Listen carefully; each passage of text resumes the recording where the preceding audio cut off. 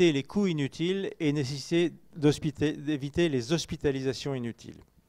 Alors, comment va-t-on s'orienter? Eh bien, on va s'orienter en fonction de l'âge de l'enfant. L'âge de l'enfant est très important. La pathologie n'est pas la même selon l'âge de l'enfant. On va s'orienter naturellement selon le sexe de l'enfant, et si c'est une pathologie gynécologique, naturellement, ce n'est pas quelque chose qu'on va voir chez le garçon. On va regarder si c'est récent, aigu ou au contraire habituel et récidivant. Là, c'est quelque chose qu'il faut vraiment bien connaître en pédiatrie, de même que je vous ai dit, et je vous répète, le poids, la taille, le périmètre crânien. Eh bien, de la même façon, vous demandez si quelque chose qui est tout le temps ou bien si quelque chose qui est récent. Si c'est quelque chose qui est survenu plusieurs fois, vous avez moins d'inquiétude. Si les parents vous disent qu'il n'y avait rien jusqu'à maintenant et d'un seul coup, il a commencé à avoir des problèmes, c'est là que vous allez vous inquiéter. Les douleurs, type de douleur, on a vu, c'est très sujet chez l'enfant, c'est très sujet à variation, et le siège également très sujet à variation. Il faut regarder si vous avez des symptômes qui vous permettent une orientation étiologique intéressante, comme par exemple si vous avez des signes pulmonaires ou urinaires. Les infections urinaires, ça fait mal au ventre. Les infections pulmonaires, ça fait mal au ventre également, pour une raison qu'on ignore un peu. Vous avez à regarder le passé de l'enfant, les interventions chirurgicales. Si l'enfant a eu une intervention chirurgicale, s'il a une cicatrice abdominale, eh bien vous penserez beaucoup plus facilement à un volvulus. Vous savez que dès lors qu'un enfant a une cicatrice abdominale, il peut avoir ce qu'on appelle des brides, c'est-à-dire que l'intestin se colle sur lui-même, et comme il se colle sur lui-même, ça peut entraîner la survenue de brides. Vous regardez si l'enfant a voyagé à l'étranger, si l'enfant revient d'un pays dans lequel l'hygiène n'est pas formidable, eh bien, il peut avoir une diarrhée aiguë qui se prépare, et ça peut se manifester au départ par des douleurs abdominales. Dans l'allergie alimentaire, vous avez l'introduction d'un nouvel aliment qui peut déclencher quelque chose. Et puis, vous avez dans les douleurs abdominales quelque chose qu'il ne faut pas oublier, c'est le contexte psychologique. Les douleurs abdominales sont assez fréquemment la manifestation qu'a un enfant, un grand enfant, lorsqu'il est martyrisé à l'école et qu'il ne le dit pas à ses parents.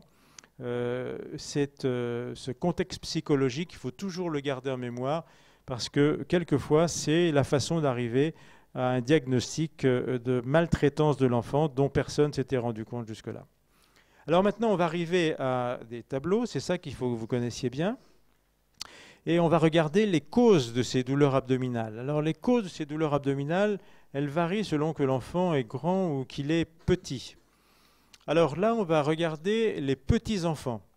Si vous avez des douleurs abdominales qui sont ce qu'on appelle récurrentes, c'est-à-dire l'enfant a mal absolument en permanence, à ce moment-là, vous avez chez le petit enfant deux causes essentielles. La première, c'est ce qu'on appelle l'ésophagite, qui est liée au reflux gastro-œsophagien. On va discuter de ça tout à l'heure, ça fait partie du cours que je fais dans la deuxième heure de cet exposé. Donc le reflux gastro-œsophagien, on va le revoir tout à l'heure. L'ésophagite, vous savez, c'est le fait que du liquide acide remonte de l'estomac vers l'ésophage. C'est ce qu'on appelle le reflux gastro-œsophagien. Maladie très fréquente. Chez l'adulte, c'est à peu près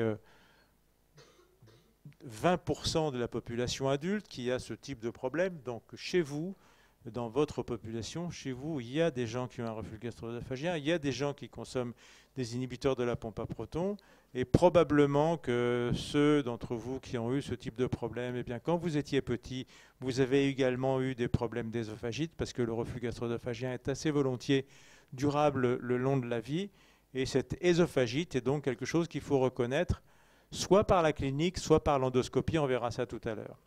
La deuxième cause de douleur du nourrisson, c'est les coliques du nourrisson. Alors vous avez entendu parler des coliques du nourrisson. La colique, c'est une douleur du côlon. C'est un terme qui est probablement un peu restrictif car les douleurs sont probablement plus abdominales que coliques. Et donc maintenant, on parle plutôt d'irritabilité intestinale que de colique, mais le terme, il est plus ou moins consacré. Et ces coliques du nourrisson, il y a toute une série de causes qui se peuvent être responsables, notamment notamment l'allergie aux protéines du lait de vache, notamment certains déséquilibres microbiens, peut-être quelquefois une origine psychogène, et quelquefois on ne connaît pas la cause, on sait simplement que l'enfant qui est âgé de moins de 5-6 mois, très souvent, souffre énormément sans qu'on ait véritablement la cause de cette souffrance. Et puis vous avez une cause qui est possible dans les douleurs chez le petit nourrisson, c'est ce qu'on appelle la malrotation digestive, les malpositions de la période néonatale, c'est-à-dire les enfants qui ont eu une malrotation. Vous savez que la mise en place de l'intestin correspond à une rotation, et cette rotation fait que la position de l'intestin et du côlon relativement compliquée fonctionne bien. Si jamais vous avez eu des anomalies de rotation, c'est-à-dire une malrotation, vous avez un intestin qui n'est pas en place et globalement vous avez tout l'intestin grêle qui est sur la droite et tout le côlon qui est sur la gauche. Et cette anomalie de rotation fait que de temps en temps vous pouvez avoir un volvulus. Vous avez un volvulus plus ou moins permanent qui est source de douleur abdominale. Si vous avez un doute sur une malrotation, eh bien, le diagnostic se fait par soit le transit ésogastro-duodénal ou surtout maintenant par l'échographie qui analyse la position de la veine mésentérique par rapport à l'artère mésentérique. Le problème est suffisamment important pour que certains pays aient envisagé un dépistage systématique par échographie. En fait, ça ne se fait pas. Ça a été fait en Belgique et puis c'est arrêté maintenant. C'est pour les douleurs récurrentes, mais pour les douleurs aiguës récentes du petit enfant, vous avez un enfant qui peut avoir une invagination intestinale aiguë. Vous pouvez avoir une allergie aux protéines du lait de vache, on le verra tout à l'heure. C'est très fréquemment responsable de douleurs. Vous avez la gastro-entérite aiguë et puis vous avez l'appendicite aiguë. Ces anomalies, invagination intestinale, on les reverra. L'appendicite, vous le verrez 100 fois au cours des programmes qui vous seront faits lors de votre cursus médical, donc on n'en parlera pas beaucoup. Mais il faut savoir envisager l'appendicite, diagnostic difficile même dès le petit âge de la vie de l'enfant. Chez l'enfant qui est âgé de plus de 2 ans, la pathologie là est encore plus fournie, on va dire. Et cette pathologie qui est plus fournie, on va l'analyser là encore. Alors, vous avez de la pathologie intestinale. On a vu l'appendicite. On ne va pas y revenir. Vous avez une maladie qui s'appelle l'adénolymphite mésentérique, c'est-à-dire une infection digestive qui se traduit par une augmentation de volume des ganglions au niveau du mésentère, et c'est très douloureux. Et quand on fait une échographie, eh bien, on voit des augmentations de volume de ganglions. Il n'y a rien à faire, ça guérit tout seul, mais ça peut faire mal. Vous avez des iléites infectieuses, c'est-à-dire que vous avez des maladies infectieuses qui peuvent donner une inflammation au niveau du tube digestif suffisamment importante pour entraîner des douleurs abdominales. Vous avez la constipation dont on en a parlé tout à l'heure. Vous avez l'étranglement herniaire et vous avez de temps en temps une hernie inguinale. L'hernie ombilicale, en général, ça ne se volvule pas, il n'y a pas d'étranglement, mais la hernie inguinale peut entraîner un étranglement et des douleurs. Vous avez les parasitoses, et puis vous avez cette maladie que vous découvrirez également, qui est le purpura rhumatoïde. Le purpura rhumatoïde est une maladie au cours de laquelle vous avez une anomalie de l'hémostase, des saignements qui se produisent au niveau de la peau. On le voit parce qu'il y a un purpura qui apparaît au niveau de la peau, et ce purpura, il traduit également des saignements qui sont dans le tube digestif avec l'apparition d'hématomes au niveau de la paroi digestive qui sont extrêmement douloureux. Donc voilà la pathologie intestinale. Ce sont des pathologies, des noms qu'il faut connaître. Vous avez la pathologie hépatobiliaire et l'hépatite aiguë, l'hépatite A, l'hépatite B, ça fait très mal. La cholécystite également, l'hépatite aiguë, l'hépatite A, ceux d'entre vous qui ont eu cette hépatite, qui n'ont pas été vaccinés, vous savez que ça fait très mal. Vous pouvez avoir naturellement, c'est beaucoup plus rare, une atteinte pancréatique, la pancréatite aiguë, il faut simplement citer. Et puis vous pouvez avoir des anomalies qui paraissent pas tellement abdominales, comme par exemple la pathologie pulmonaire aiguë, l'infection urinaire, ou bien vous avez les organes génitaux, vous avez la torsion du testicule. Même si le testicule est hors de la cavité abdominale, ça peut donner des douleurs abdominales. Et chez la fille, vous avez la torsion de l'ovaire ou le kyste de l'ovaire. ça fait très mal, c'est chez la petite fille, et ça ne se voit pas, vous n'avez absolument aucun signe, c'est simplement le fait qu'il y ait des douleurs mal comprises qui se situent chez une petite fille qui va vous donner l'indication qu'il faut rechercher ce type de pathologie. Cette diapositive est un complément de la diapositive précédente. Elle vous indique au lieu des pathologies aiguës, les pathologies récidivantes. Et quand on a une pathologie récidivante, douloureuse chez l'enfant de plus de 2 ans, on a là encore toute une série d'anomalies qu'il faut savoir rechercher et dans lesquelles on n'est plus uniquement dans la pathologie aiguë, mais on est dans les maladies chroniques. Alors, dans ces maladies chroniques, on va les voir, vous avez l'œsophagite, l'ulcère gastro-duodénal, c'est devenu assez rare maintenant. En revanche, la gastrite à Helicobacter pylori, Helicobacter pylori, vous en avez probablement entendu parler, vous savez que c'est l'agent infectieux de l'ulcère chez l'adulte, chez l'enfant, c'est l'agent surtout de la gastrite, et ça fait mal au ventre. Vous avez toute une série d'anomalies comme par exemple le volvulus, défaut d'accollement, malrotation dont on avait parlé tout à l'heure, les hernies, les invaginations intestinales aiguës récidivantes, les brides, les sténoses, duplications, etc. etc. Vous avez chez l'enfant de plus de 2 ans les maladies inflammatoires du tube digestif qui commencent, comme par exemple la maladie de Crohn, beaucoup plus que la tuberculose actuellement. On est toujours dans la possibilité de constipation. On peut également avoir ce qu'on appelle la rectocolite hémorragique. On a cette maladie fonctionnelle qui s'appelle le côlon irritable, dont personne ne sait exactement à quoi ça correspond. Et puis vous pouvez avoir une pathologie hépatique et vous pouvez avoir également une pathologie pancréatique et notamment la mucoviscidose. Vous savez que la mucoviscidose, c'est une maladie à la fois des poumons et du pancréas. Alors, on va regarder un tout petit peu ces anomalies, quelques anomalies qu'il faut connaître dans le cadre de cette pathologie abdominale. Dans les infections, vous avez la pneumonie, la gastro-entérite, la pyélonéphrite, l'hépatite virale. Vraiment les 4 éléments qui, de mon point de vue, ne doivent pas être oubliés dans le cadre de l'infection. Vous avez le purpura rhumatoïde. Alors, le purpura, vous connaissez ce terme purpura? Oui? Non? Oui. Le purpura, vous savez, ce sont des taches rouges qui apparaissent sur la peau et qui ne disparaissent pas. Vous savez, quand vous faites un suçon, eh bien, le suçon, vous faites un purpura. Vous avez fait une extravasation du sang qui va se mettre dans la peau et qui ne va pas disparaître spontanément, qui va disparaître lorsque vous avez une évacuation progressive par le système réticulo-endothélial. Eh bien, c'est la même chose avec le purpura. Et ce purpura, il peut se situer au niveau du tube digestif avec des lésions locales que vous voyez apparaître dès le duodénum. Et vous imaginez bien que si vous avez ça dans le duodénum, eh bien, ça fait extrêmement mal. Et ce qui se passe chez l'enfant, c'est que souvent, ça commence au niveau du tube digestif avant d'arriver sur la peau. Et quand vous avez des douleurs abdominales d'un enfant, il faut absolument le déshabiller complètement pour regarder toute la peau et vérifier qu'il n'y a absolument aucune anomalie de type purpura ou autre éruption au niveau de la peau.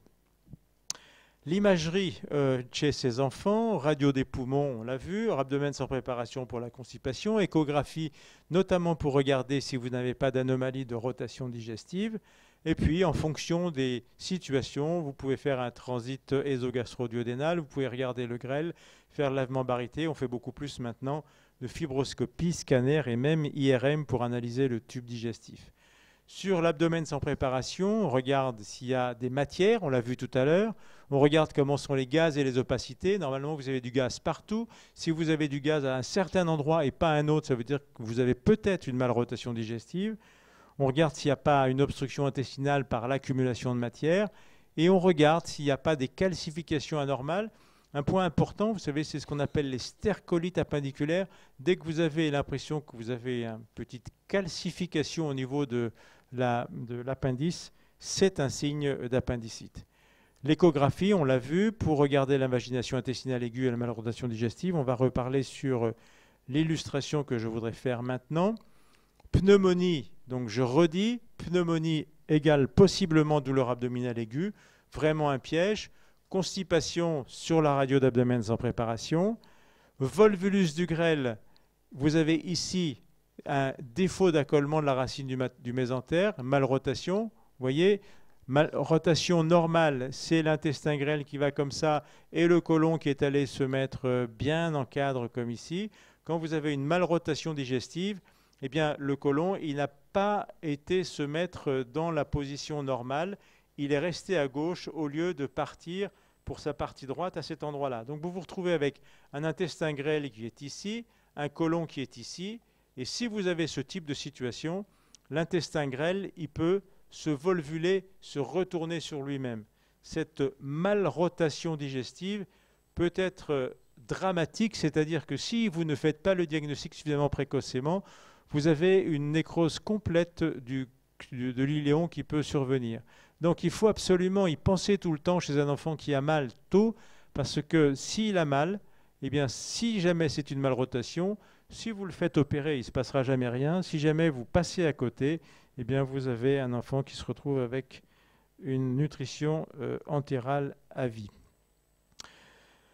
Cette malrotation sur laquelle j'insiste, parce qu'il ne faut vraiment pas passer à côté, c'est la position des vaisseaux mésentériques qui vous donne le diagnostic avec l'échographie. Et si la veine est à droite, ça va. Si elle est à gauche, eh bien c'est une situation à risque de malrotation digestive. Vous avez ici l'illustration de cette position des vaisseaux, mais on ne va pas en parler plus longtemps.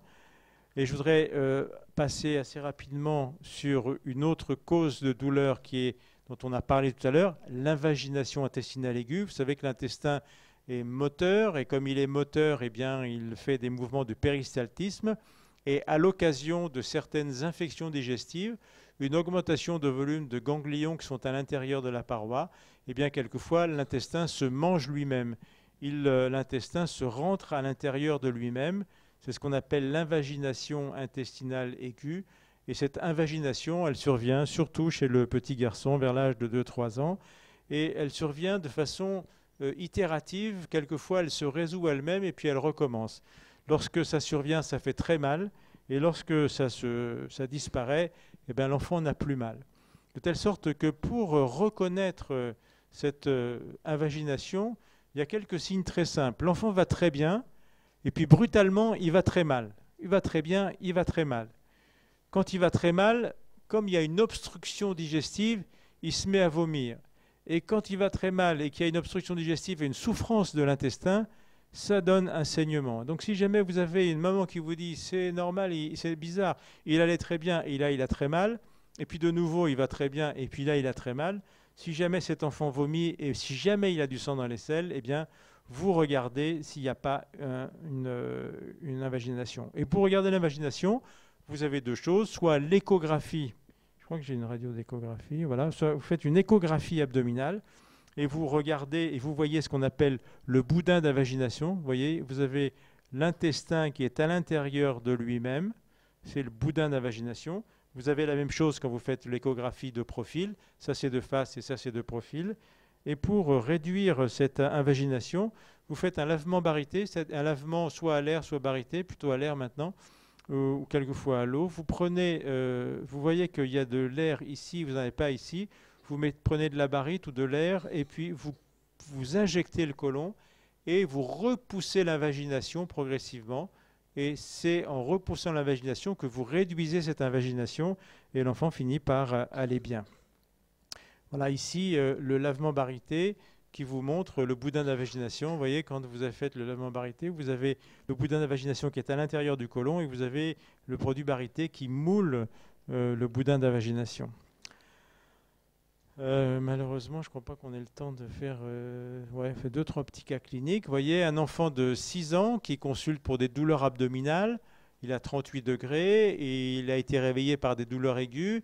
Il y a des vomissements, on l'amène au service d'urgence. C'est un contexte familial de gastro-entérite aiguë. Quand on le regarde, il a une température à 36,2, il a un abdomen souple, il est sensible, mais les douleurs sont relativement violentes. On lui fait une exploration. La numération montre une petite augmentation des globules blancs, montre une CRV qui est élevée. On lui fait un traitement par Normacol parce qu'on se dit finalement il a peut-être une constipation cet enfant et on se pose la question d'une appendicite rétrocécale. Et qu'est-ce qu'on voit? En fait, une échographie, une invagination intestinale aiguë. Pourquoi? Il y a eu une gastro-entérite. La gastro-entérite a entraîné une inflammation digestive. L'inflammation digestive a entraîné une augmentation de volume des ganglions de la paroi mésentérique, de la paroi abdominale, et c'est ça qui a déclenché l'invagination, c'est ça qui a déclenché l'invagination intestinale aiguë. Voilà, on a terminé pour cette partie.